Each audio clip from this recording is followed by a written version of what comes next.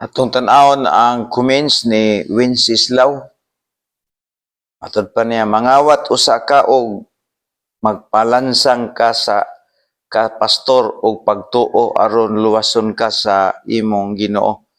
Kay tapulan ka man gihatagan ka og bugas dili nimo lungagon. Awara guys, nawara ang comments sa mga Wanis Pentecostal. Balikon ako ha.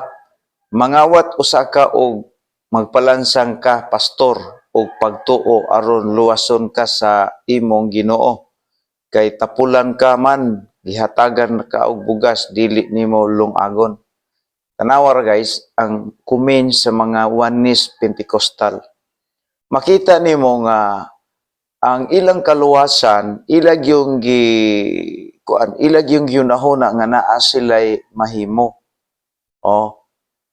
Naa sila'y mahimo. Ang buti pasabot ani nga ang ilang kaluwasan ilang gituohan nga ilang dugangan sa bautismo, ilang dugangan sa paglahutay, no?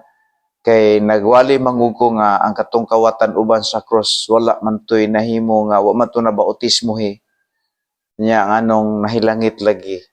So ang iyang tubag mao ni mangawat usa ka o magpalansang ka pastor og pagtuo aron luwason ka sa imong Ginoo kay tapulan ka o hatagan ka og bugas dili nimo lungagon. Mao ni ang utok sa mga tao guys nga wa maluwas. Giingon gyud sa Ginoo nga ang kaluwasan pag-adto sa langit libre man gina. Dawaton si Kristo, wa na kay ikapuno ana.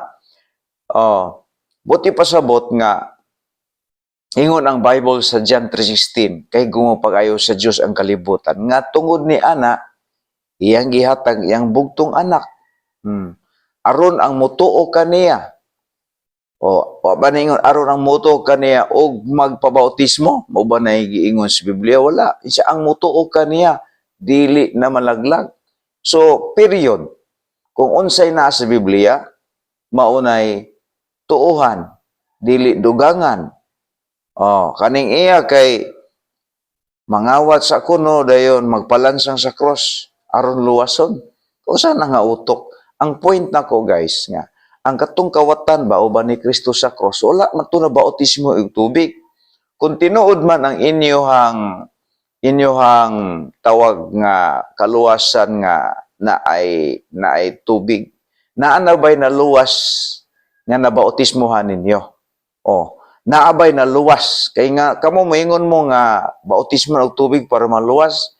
Pero pagkahuman nagbautismo sa inyong membro, moingon naman sad mo nga mulahutay para maluwas. Unsa may kalainan ko ninyo sa ubang sekta diya? Wala. Parihara mo nga nagsalig sa buhat. Wa mo nagsalig sa buhat ni Kristo. Ang inyong gisaligan ang buhat sa ilahang mga kamot. Unya kay ang Biblia nagsulti man. Ingon diya sa Titus 3:5. Kita iyang giluwas. Dili sa bisan unsa nga maayo nga atong nabuhat kundi tungod sa iyang kaluoy. Period. Episo 2:8, kay pinaagi sa pagtuon na nga luwas kamo tungod sa grasya sa Dios. Kini hatag sa Dios aron walay bisan usa nga magpasigarbo. Period. So makita na to diri guys nga ang mga Wanis Pentecostal ang ilang kaluwasan buhat gyud. Mao nga kini mga tawo nga nagbuhat, nagtuo sa kaluwasan nga dugangan nilang binuhatan, mao ni buhat sa mga tawo wa maluwas. Ang tinuod guys nga naluwas, mudawat sa kaluwasan nga way ikadugang. Wa patan na tawo ning kalibutan na do na nay Kristo nga namatay sa ato mga sala. Unya ang kondisyon niya mutuo mosalig kina dili na malaglag. Kung tinuod nang giingon ninyo nga ang bautismo makaluwas, idugang mo na diya pero wala man. Okay? Tanawa tungod sa inyong mga kalaking dili maayo di nangalusno ng inyong tigumanan. Pila ka mo katuig da sige mo og kanang sayaw-sayaw sulod nga building. Kung tinuod ng inyo nganong gi-allowed man na nga malusno ng inyong building diha. Okay? Klaro og tataw na gisilutan mo sa inyong pagka makasasala.